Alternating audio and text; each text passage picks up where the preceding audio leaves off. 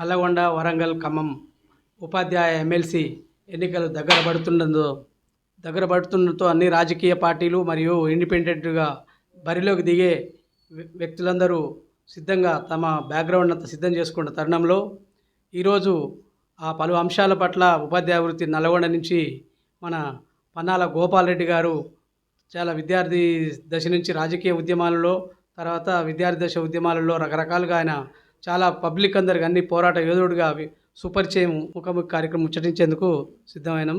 దానికోసం నమస్తే సార్. నమస్తే. మీరు సుదీర్ఘకాలం పాటు రాజకీయాలలో ఉండి ఒక అంచెలంచెలుగా ఉపాధ్యాయ సంఘ నేతగా మరియు ఆ, ఒక రాజకీయ పార్టీకి కూడా జిల్లా అధ్యక్షులుగా పనిచేసిన అనుభవం ఉన్నది కనుక మీ యొక్క బాల్యము, మీ యొక్క విద్యాభ్యాసం గురించి 2 మాటలు చెప్పండి సార్. నమస్తే. ముఖ్యంగా నా యొక్క బాల్యం అనేది చాలా కష్టాలతో కూడుకున్నటువంటి అంశం. మా ఊరు నార్కపల్లి మండలంలో ఏనుగుల దోరి గ్రామము. కానీ నేను చిన్నతనంలోనే నేను 2.5 years ఉన్నప్పుడే మా ఫాదర్ అనారోగ్యం వల్ల చనిపోయారు. చనిపోతే మా మేనమామలు అయినటువంటి చెర్ల గౌరారంలో నీకు వాస్తవం చెప్పాలంటే ఆయనే పుట్టిన ఆయనే పెరిగిన ప్రైమరీ ఎడ్యుకేషన్ కూడా అక్కడే జరిగింది. ఆ గ్రామంలో ఉన్నటువంటి 3వ తరగతి వరకు చదువుకొని తర్వాత పశువుల కాపరిగా బావి దగ్గరికి వ్యవసాయం పనికి పోతున్నటువంటి సందర్భంలో దుబ్బలపల్లిలో మా అమ్మ అక్క అయినటువంటి చంద్రమ్మ పెద్దమ్మ గారు తీసుకుపోయి మళ్ళీ వాళ్ళ ఊర్లో 4-5 తరగతులు చదివించడం జరిగింది. అక్కడి నుంచి వెళ్ళి తర్వాత నల్గొండ దగ్గరే కాబట్టి నల్గొండలో 6th నుంచి వాస్తవంగా 6th నుంచి డిగ్రీ వరకు నల్గొండలోనే నేను విద్యాభ్యాసం పూర్తి చేయడం జరిగింది. తర్వాత హై స్కూల్ వరకు వ్యవసాయ పనులు చేసుకుంటూ సెలవులల్లో చదువుకునే వాళ్ళం. తర్వాత 10th పాస్ అయిన తర్వాత పై ఎడ్యుకేషన్ మాత్రం విద్యార్థులకు పిల్లలకు ట్యూషన్లు చెప్పి డబ్బులు సంపాదించుకొని నేను డిగ్రీ వరకు చదువుకున్నాను. ఆ క్రమంలో చదువుకున్న క్రమంలోనే నేను మా కొంతమంది ఉపాధ్యాయులు ముఖ్యంగా ఆనాడు ఉన్నటువంటి బొట్టుగూడ హై స్కూలు జాతీయ ఉత్తమ ఉపాధ్యాయుడు లక్ష్మారెడ్డి గారిని ఆదర్శంగా తీసుకొని నేను కూడా ఉపాధ్యాయ వృత్తిలోనే అడుగు పెడితే బాగుంటుందనే ఆలోచనతో నేను ఉపాధ్యాయ వృత్తిలోకి రావడం జరిగింది. తర్వాత ఆ సందర్భంలో జూనియర్ కాలేజీ నుంచి ఎన్జీ కాలేజీ వరకు కూడా విద్యార్థి ఉద్యమాలలో పాల్గొనడం జరిగింది. జూనియర్ కాలేజీకి విద్యార్థి సంఘం ఎన్నికలలో నేను వైస్ ప్రెసిడెంట్గా గెలిచాను. తర్వాత ఎన్జీ కాలేజీలో కూడా జనరల్ సెక్రటరీగా గెలిచి ఆనాడు కాలేజీకి సంబంధించినటువంటి ల్యాండ్ ఎవరు ఆక్రమించుకోకుండా ఉండాలని చెప్పి కాలేజీ చుట్టూ కూడా ఒక గాజు తీసినాం. అవాళ ఆ కాలేజీలో సిల్వర్ జూబ్లీ ఇయర్ పెద్ద ఎత్తున జరిగింది. అట్లా విద్యార్థి ఉద్యమాలలో కూడా చురుకుగా పాల్గొని రావడం జరిగింది. తర్వాత హైదరాబాద్లో నేను బీఈడీ చేసి 1986లో ఈ ఉపాధ్యాయ వృత్తిలోకి రావడం జరిగింది. ఉపాధ్యాయ వృత్తిలోకి కూడా రావడం అంటే చాలా మొదట అది కూడా కష్టతరమైనటువంటిదే. సరే నేను ఎవరితోటి పైరో చేయడం ఏం లేదు. పెద్దూర మండలంలో నాగార్జున సాగర్ దగ్గర నాయకుని తండాకి అలాట్ చేయడం జరిగింది. వాళ్ళు నాయకుని తండా అనేది గిరిజనుల యొక్క ప్రాంతం. అది గిరిజనులకు అక్కడ ఎవ్వరికి కూడా తెలుగు భాష రాదు. తర్వాత అక్కడ ఉన్న విద్యార్థులు కూడా బట్టలు లేకుండా ఒట్టిగా నగ్నంగా తిరుగుతున్నటువంటి ఆ తండాలో నేను మొదటగా పోయినప్పుడు చాలా ఆశ్చర్యపోయినాను, బాధాకరమైంది. అసలు నేను మంచిగా బీఈడీ చేసుకొని వచ్చినది చదువు బాగా చెప్పాలని అనుకున్న సందర్భంలో అక్కడ చెప్పడం అనేది ఇబ్బందికరంగా జరిగినప్పుడు కూడా అక్కడ విద్యార్థులందరినీ సమకూర్చి అక్కడ ఉన్న వాళ్ళని కనుక్కొని అక్కడ నాగార్జున సాగర్ నుంచి దాదాపు 10 కిలోమీటర్లు ఉంటుంది. సైకిల్ మీద పోయి చదువు చెప్పడం, వాళ్ళని అందరినీ ఒక దారిలో తీసుకురావడం కాకుండా ఆ తండకు చుట్టుపక్కల ఉన్న గ్రామాలలో పాఠశాలలు కూడా నడిచే విధంగా నేను రెగ్యులర్గా పోవడం వల్ల మిగతా పాఠశాలలు కూడా అక్కడ రెగ్యులర్గా నడిచాయి.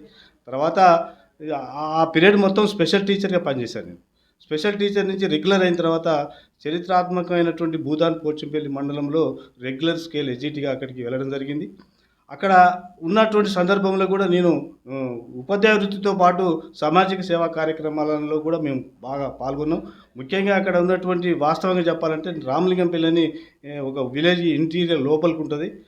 నేను ఎక్కడికి పోయినా పైరో చేయకపోయేది కాబట్టి నన్ను తీసుకుపోయి ఇంటీరియర్ జిల్లాలలో వేసేవారు నాయకులు పైరో చేసి. కాబట్టి అక్కడ రామలింగంపల్లి అనేది గ్రామం ఉంటుంది. రామలింగంపల్లి పిఎస్ అక్కడ పనిచేస్తున్నటువంటి సందర్భంలో అక్కడ ఆ ఊరికి బస్సు రావడం అనేది చాలా ఇబ్బందికరంగా ఉన్నది.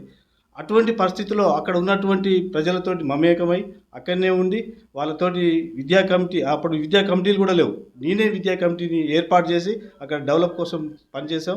అక్కడ అప్పుడు ఉన్నటువంటి సందర్భంలో గౌస్కొండ అని ఉంటుంది పక్కనే, అక్కడి వరకు బస్సు వస్తుంది కానీ రామలింగంపల్లికి బస్సు రాదు.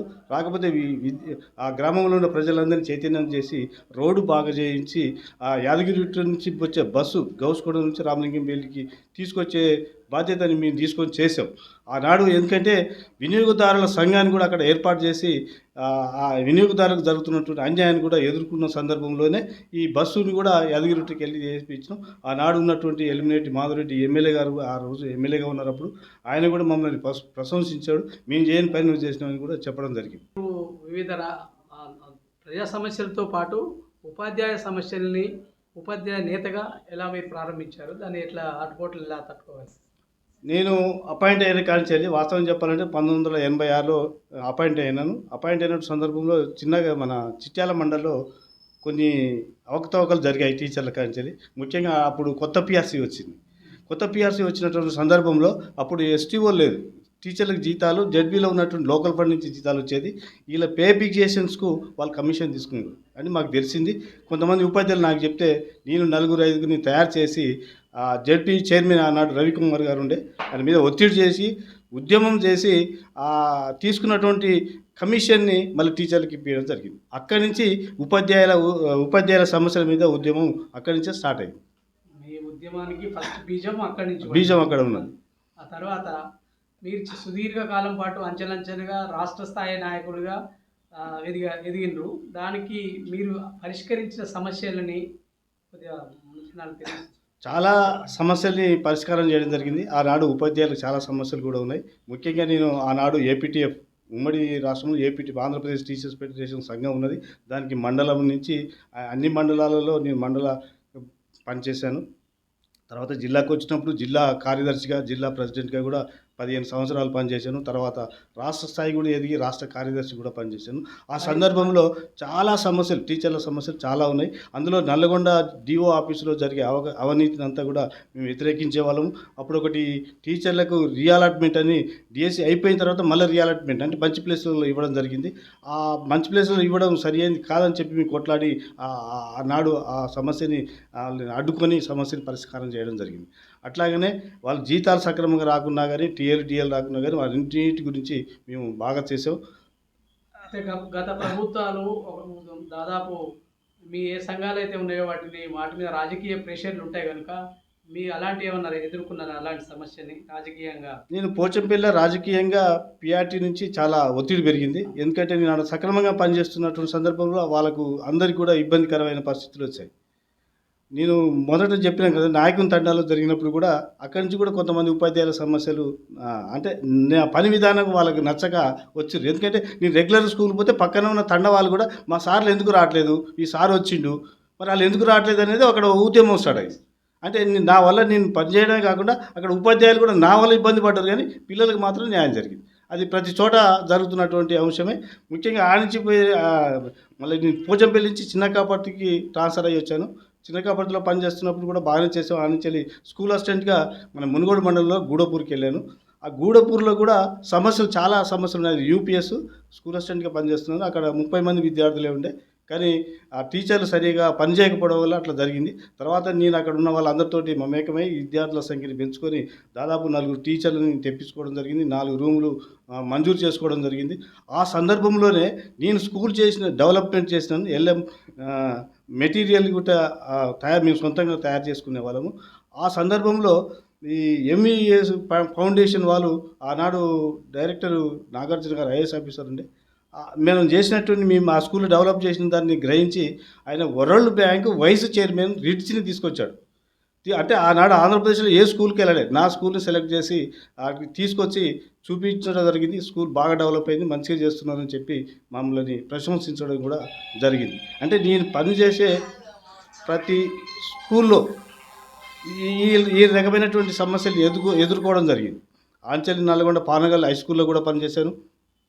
తర్వాత ఈ ఉపాధ్యాయుల సమస్యలకు సంబంధించి ఈ పెండింగ్లో ఉన్నటువంటి జిల్లా అధ్యక్షుడు ఉన్నప్పుడు అందరితో జాక్టో జేఏసీని ఏర్పాటు చేసి కలెక్టరేట్ల ముందు, తర్వాత డిఓ ఆఫీసుల ముందు, జెడ్పీల ముందు కూడా మేము ఉద్యమాలు చేసినాం. ఉద్యమాలలో పూర్తిగా ఉద్యమాలలో ఉండేవాళ్ళం. స్కూలు రెగ్యులర్గా పోయేది. తర్వాత ఉపాధ్యాయ సమస్యల పట్ల కూడా మేము స్పందించి బాగా పనిచేసాం. ఆ నుంచి వెళ్ళి తిరుమలకి హెడ్ మాస్టర్గా నేను ప్రమోషన్కి వెళ్ళాను. అక్కడ కూడా సమస్యలే. నేను ఎక్కడ స్కూల్కి పోయినా కానీ అక్కడ సమస్యలే. ఆడ కూడా టీచర్లు ముగ్గురే టీచర్లు ఉంటారు. అది హై స్కూల్. అయినా కానీ ఇక మనం అడ్జస్ట్మెంట్ మనకు ఉన్నటువంటి మన ఆలోచన ప్రకారం అది డెవలప్మెంట్ చేసుకొని అన్ని క్లాసులు కూడా నేను చెప్పేవాడిని. మ్యాథ్స్ నా సబ్జెక్టు. ఒక 6వ తరగతి నుంచి 10వ తరగతి వరకు మ్యాథ్స్ లీడే చెప్పేవాడిని. అట్లా చెప్పుకుంటూ ఆ ఊళ్ళోని మమేకం చేస్తూ స్ట్రెంత్ను పెంచుకోవడం. తర్వాత అక్కడ కూడా అంతే 4 రూములు శాంక్షన్ చేసాం. 4 టీచర్లు కూడా రావడం జరిగింది. అట్లా ఆ విధంగా ఆడ డెవలప్ చేసుకొని చివరకు మనం సమస్యను అధిగమించి మీరు దాంట్లో సర్వీస్ సరే, చేస్తాం. ఇప్పుడు మీరు రాష్ట్ర స్థాయిలో ఇప్పుడు special teachers and retire employees welfare అసోసియేషన్గా మీరు రాష్ట్ర అధ్యక్షులుగా ఉన్నారు. రాష్ట్ర అధ్యక్షుడు. దాంట్లో మీరు ఎలాంటి మార్పులు తేగలిగారు, ఎలాంటి సర్వీస్ మీరు అందించారు? ముఖ్యంగా స్పెషల్ టీచర్స్ అనేది ఎన్టీ రామారావు గారు ముఖ్యమంత్రి అయినప్పుడు పెట్టడం జరిగింది. అది 398 రూపాయలకే ఫిక్స్డ్ వేతనంతో పనిచేశారు. చాలామంది 2 ఇయర్స్ నుంచి 6 సంవత్సరాల వరకు కూడా పనిచేసినటువంటి కేటగిరీస్ ఉన్నాయి. ఇలా ఎస్జిటి వాళ్ళు, తర్వాత క్రాఫ్ట్ వాళ్ళు, డ్రాయింగ్ వాళ్ళు, తెలుగు పండిట్లు వీళ్ళంతా రకరకాలుగా పనిచేశారు. రెగ్యులర్ పోస్ట్ వచ్చినప్పుడే మాకు అందులో అబ్జర్వ్ చేశారు ఎస్జిటిగా. కానీ మిగతా వాళ్ళందరూ కూడా ఆ విధంగా చివరికి అయిపోవడం జరిగింది. అయితే ఆ పనిచేసిన పీరియడ్కి నోషనల్ ఇంక్రిమెంట్స్ ఇవ్వాలని చెప్పి మేము ఆ రోజు నుంచి, అంటే దాదాపు 90 నుంచి మేము కొట్లాడుతున్న సందర్భం. మా తర్వాత స్పెషల్ విద్యా వాలంటీర్లు అనేది నియమించారు. వాళ్ళకి రెగ్యులర్ ఇంక్రిమెంట్లు ఇచ్చారు. మాకు మాత్రం రెగ్యులర్ ఇంక్రిమెంట్లు ఇవ్వలేదు. అది అప్పటి నుంచి కొట్లాడుతూనే ఉన్నాం. ప్రతి యూనియన్లో డిమాండ్లో స్పెషల్ టీచర్ అది ఉంటుంది, కానీ దాన్ని ఎవరు సక్రమంగా పట్టించుకోలేదు. సరే, మేము కూడా ఏమనుకున్నామంటే అది మనకు రాదులే అని వదిలేసినాం. కానీ తెలంగాణ ఉద్యమంలో పాల్గొన్నటువంటి మేము అందరం కూడా తెలంగాణ ఉద్యమంలో కూడా చాలా చురుకుగా ఉపాధ్యాయ సంఘాలే ఎక్కువగా పాల్గొన్నాయి. ఎందుకంటే కింది స్థాయిలో మేము ఉన్నాం కాబట్టి అక్కడికి పిలిపియగానే గ్రామ స్థాయిలో మేము అందరినీ స్పందింపజేసినాం. ఉపాధ్యాయ సంఘాలు అన్నీ కలిపి జేఏసీగా ఏర్పడి కూడా కొట్లాడేటువంటి సందర్భంలో తెలంగాణ రాష్ట్రం ఏర్పడింది.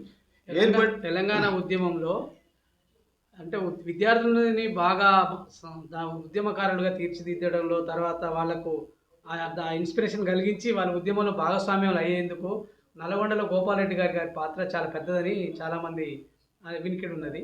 దానికి మీరు విద్యార్థులను ఎలా ఉద్యమాల వైపు మళ్లించారు, సంసిద్ధం చేయగలిగారు, పోరాటం అట్లా రోడ్డు మీదకి రాగలిగింది. అప్పుడు తెలంగాణ సాధనలో మీ కృషి కూడా ఉంది. అయితే దాన్ని ఏ రకంగా మీరు దాన్ని ఎట్లా వాస్తవం చెప్పాలంటే తెలంగాణ రాష్ట్రం రాకుంటే ఉమ్మడి ఆంధ్రప్రదేశ్గా ఉంటే మనకు చాలా నష్టం జరిగింది. ఉపాధ్యాయ నియామకాలు కానీ, ఉపాధ్యాయుల ఉన్న సమస్యలు కానీ మన ప్రాంతం పట్టించుకోకుండా ఆంధ్ర ప్రాంతం వాళ్ళే పట్టించుకునేవాళ్ళు. అంతా పై అధికారులు ఏది సెక్రటరీలో కానీ, తర్వాత బోర్డ్ ఆఫ్ ఇంటర్మీడియట్లో అక్కడ అంతా కూడా వాళ్ళే ఉండి వాళ్ళ సమస్యలు వాళ్ళు పరిష్కారం అయ్యేది, మనకు కాకపోయేది. అటువంటి పరిస్థితుల్లో కూడా మేము ఆ సమస్యల పరిష్కారం కోసం మనకు తెలంగాణ రాష్ట్రం సపరేట్గా ఏర్పడాలి. ప్రొఫెసర్ జయశంకర్ సార్ చెప్పినట్టుగా మొదట్లో అసలు తెలంగాణది ఉద్యమం స్టార్ట్ అయిందే ఈ స్థానిక దాని మీద, ముఖ్యంగా ఆ రూల్స్ మీద. ఎందుకంటే మన ప్రాంతంలో ఉన్నప్పుడు ఎడ్యుకేటెడ్స్ తక్కువ. అప్పుడు ఉమ్మడి రాష్ట్రం ఏర్పడినప్పుడు ఆంధ్ర వాళ్ళంతా ఇక్కడికి వచ్చి ఉద్యోగాలలో చేరారు. తెలంగాణలో ఉన్న వాళ్ళకి మాత్రం ఉద్యోగాలు రాలేదు. కాబట్టి ఈ ఉద్యోగం అనేదే తెలంగాణ రాష్ట్రం సపరేట్కి బునాది. అది అక్కడి నుంచే ఉద్యోగుల నుంచే వచ్చింది, తర్వాత ఉపాధ్యాయుల నుంచి వచ్చింది. జరిగే నష్టాన్ని మీరు మన ప్రతి విద్యార్థికి మీరు చెప్పి సంసిద్ధం చేసి ఉద్యమంలో పాల్గొన్నాం. ఉద్యమంతో పాటు మీరు రాజకీయ నాయకులుగా తెలంగాణ జనసమితి మన కోదండరామ్ గారు పెట్టిన దాంట్లో చాలా కీలకంగా పనిచేసిండ్రు. దాన్ని ఎవరు ఏ రాజకీయాలు అందరూ వివిధ రాజకీయాల పార్టీలకు అతుక్కుపోయినా కూడా మీరు కోదండరామ్ గారు వెంటనే పనిచేసిండ్రు. జిల్లా అధ్యక్ష బాధ్యతలు కూడా తీసుకున్నారు. దాంట్లో ఆ కోణంలో మీరు ఏం సార్? నేను రిటైర్ అయిన తర్వాత సార్ వచ్చాడు. అయితే సారు ఇప్పుడు తెలంగాణ ఉద్యమంలో మాకు పరిచయం కాదు. మా ఏపీటీఎఫ్ మహాసభలకు ఎప్పటి నుంచో వచ్చేది 1986 నుంచి సార్ నాకు పరిచయము. అప్పటి నుంచి వక్తగా వచ్చేవారు. సరే, తక్కువ పరిచయం ఉన్నా కానీ అప్పటి నుంచి అతను నా ప్రొఫెసర్ కోదండరామ్ నాకు బాగా తెలుసు. కాబట్టి ఉద్యమాలలో కూడా ఇంకా దగ్గరైనాం. తర్వాత అప్పుడు ఉన్నటువంటి విద్యావంతుల వేదిక కానీ, మానవ హక్కుల వేదికలలో కూడా మేము చురుకుగా పాల్గొన్నాం. సారు వాటిని ప్రారంభించింది, స్టార్ట్ చేసింది ఆయన కాబట్టి. ఆ తర్వాత ఆయనతో పనిచేయడానికి అయితే ఈ రిటైర్డ్ అయిన తర్వాత మనకు వేరే నాకు బయటి వ్యాపకాలు అయితే నాకు ఏమీ లేవు. నాకు ఏమైనా ఉద్యోగము, తర్వాత ఈ అది వృత్తి అనుకోండి, ఇది ప్రవృత్తి అనుకోండి సామాజిక కార్యక్రమాలలో. కాబట్టి నేను ఒకటే అనుకున్నాను, సారెమ్మటే వెళ్దామని అనుకున్నాను. సారెమ్మటే వెళ్తే అప్పుడు నల్గొండ జిల్లా జేఏసీ కన్వీనర్గా నియామకం చేశాడు. తర్వాత 2018లోనేమో జనసమితి ఏర్పడింది. వివిధ రాజకీయ పార్టీలు ఉన్నాయి. ఇప్పుడు టీఆర్ఎస్ లాంటి మీకేమన్నా ఆఫర్ పెట్టి మిమ్మల్ని అటువైపు మళ్ళించే ప్రయత్నం ఏమైనా చేసిండ్రా ఎవరన్నా? నాకు ఆఫర్ ఎవరు పెట్టలేదు. తర్వాత ఈ రాజకీయాలకు రాడు, ఉద్యమాలలో ఉంటాడని అనుకున్నారు. రాజకీయాలు వేరు, ఉద్యమాలు వేరు. ఈడ అయితే రాజకీయాలలో రాడు, ఉద్యమాలు చేసుకుంటూనే ఉంటాడని అందరూ అనుకున్నారు. కానీ ఉద్యమానికి వేదిక ఇదే కాబట్టి, జేఏసీ కాబట్టి దీంట్లోకి వచ్చినాం. సార్ జిల్లా అధ్యక్షుడు చేశాడు. అప్పటి నుంచి కూడా చాలా ఉద్యమాలు చేసాం. ముఖ్యంగా ఆ తెలంగాణ జనసమితిలోకి పోయిన తర్వాత మేము చేసింది ఏంటంటే, అక్కడ ధరణి అనేది కంటే ముందే రెవెన్యూ చట్టాలలో ఉన్నటువంటి లొసుగులన్నీ కూడా ప్రతి రెవెన్యూ ఆఫీస్కి తిరిగి మేము అక్కడ ప్రాబ్లమ్స్ అన్ని వాళ్ళకి చెప్పడం జరిగింది. అదేవిధంగా మన దగ్గర నిమ్మకాయ తోటలు, బత్తాయి తోటలు ఉంటే వాటి ధరలు గిట్టుబాటు ధరలు లేకపోవడం వల్ల అమ్ముకోలేని పరిస్థితిలో ఉంటే అప్పుడు ప్రొఫెసర్ కోదండ సార్ని తీసుకొచ్చి మేము బత్తాయిలు తిప్పత్తులు కొనుక్కొచ్చి గడియార సెంటర్లో పోసి అమ్మించినటువంటి సందర్భం కూడా ఉంది. తర్వాత ఈ టీఆర్ఎస్ ప్రభుత్వం వచ్చిన తర్వాత నిధులు నియామకాలు అన్నారు, కానీ అవన్నీ కూడా పక్కకు పెట్టి ఏదో చేసుకుంటూ వాళ్ళకు లబ్ధి పొందేటట్టు చేశారు. మన నల్గొండ జిల్లాలో నీటి ప్రాబ్లం చాలా ఉన్నది. ప్రాజెక్టులన్నీ కూడా పెండింగ్లో పెట్టాడు. ముఖ్యంగా బ్రాహ్మణ ఎల్లావల ప్రాజెక్టు ఒకటి, ఎత్తిపోతల ప్రాజెక్టు, తర్వాత డిండి, తర్వాత శ్రీశైలం సొరంగ మార్గం. ఈ ప్రాజెక్టులలో మేము 2022లో పెద్ద ఎత్తున యాత్ర చేసాం. నల్గొండ నుంచి శ్రీశైలం సొరంగ మార్గం వరకు 9 రోజులు యాత్ర చేసి ఆ సమస్యని బీఆర్ఎస్ ప్రభుత్వం దృష్టి తీసుకుపోయినాం. మీరు ఈ సమస్య పరిష్కారం పోతే వచ్చే ఎన్నికల్లో ఓడిస్తామన్నాం, ఓడించాం. అయితే మీరు విద్యార్థి నేతగా, తర్వాత ఉపాధ్యాయ నేతగా, తర్వాత జనసమితి నేతగా వివిధ పని రంగాలలో మీరు బాగా ఎక్కడ చేసినా ఒక పటిష్టత, ఒక రిజల్ట్ ఓరియంటెడ్గా పనిచేశారు. కానీ ఇప్పుడు ఎమ్మెల్సీ బరిలోకి దిగే ఆలోచన మీ ఉపాధ్యాయ తరఫుకెళ్ళి మీకు ఒక ప్రకటన ఇచ్చారు.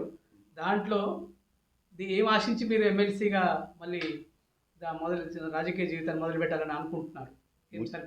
ఎలాంటి సర్వీస్ ఇవ్వాలనుకుంటున్నారు? ముఖ్యంగా స్పెషల్ టీచర్ల సర్వీస్ని దృష్టిలో పెట్టుకుని మేము ఈ సమస్యని ప్రభుత్వం దృష్టికి పెద్ద ఎత్తున తీసుకెళ్లాలనే ఆలోచనతో ఎమ్మెల్సీ ఎన్నికల్లో పాల్గొనాలని అనుకున్నాం. ఎందుకంటే ఇది కూడా ఎందుకు రైట్ అనుకున్నాం అంటే, మేము ఉద్యమం చేసిన వాళ్ళకి మనకి ఇవ్వకుండా ఉద్యమం చేయనటువంటి ఆంధ్ర ప్రాంతంలో ఇచ్చి మనకి ఇవ్వకపోతే మనం తెలంగాణ తెచ్చుకుంది కూడా వేస్టే అనిపించింది. కాబట్టి ఈ సమస్యని అందరి దృష్టి తీసుకుపోవడానికే ఇదే ప్రధాన ఎజెండా. స్పెషల్ టీచర్లకు నోషనల్ ఇంక్రిమెంట్లు మంజూరు చేసి పెన్షన్కు బెనిఫిట్ చేయాలనే ప్రధానమైన డిమాండ్ తోటే ఎమ్మెల్సీ ఎన్నికలలో మేము పాల్గొంటున్నాం. దాంతోపాటు ఉపాధ్యాయ సమస్యలు కూడా చాలా ఉన్నాయి. ఆ సమస్యలను కూడా పరిష్కారం కోసం పోతాం. సార్, అయితే ఇప్పుడు ఉన్నోళ్ళంతా దాదాపు అనుభవజ్ఞులు, 2-3 సార్లు చట్టసభలో పోయిన వాళ్ళు ఉన్నారు. ఇప్పుడు గతంలో పనిచేసిన వాళ్ళు. ఆ ఉద్దండులతోటి ఇప్పుడు రేపు మనం ఆ బరిలో ఒక సామాన్య వ్యక్తిగా మీరు ఎలాంటి సమస్యల్ని మీరు ఎలా నిలదొక్కునే ప్రయత్నం చేస్తున్నారు? ముఖ్యంగా గతంలో వచ్చినటువంటి ఎమ్మెల్సీలు అందరూ కూడా వాళ్ళు ఉద్దండులు గారు, పెద్ద నాయకులు కూడా కాదు. ఒక రకంగా వాళ్ళు పెట్టుబడి విధానము అవి ఉండడం వల్ల వాళ్ళు ఎమ్మెల్సీగా గెలవడం జరిగింది. ఎమ్మెల్సీలుగా గెలిచిన తర్వాత వాళ్ళు ఏం చేశారో ఒకసారి ఇప్పుడు టీచర్లకు చెప్పాలి. చెప్తే ఇప్పుడు కాళోజీ నారాయణ గారు అన్నట్టు ఎన్నికల ముందు ఆయన ఏం ఎరగబెట్టిండో తెలుసుకొని ఆలోచించి ఓట్లు వేయాలని చెప్పాడు పబ్లిక్.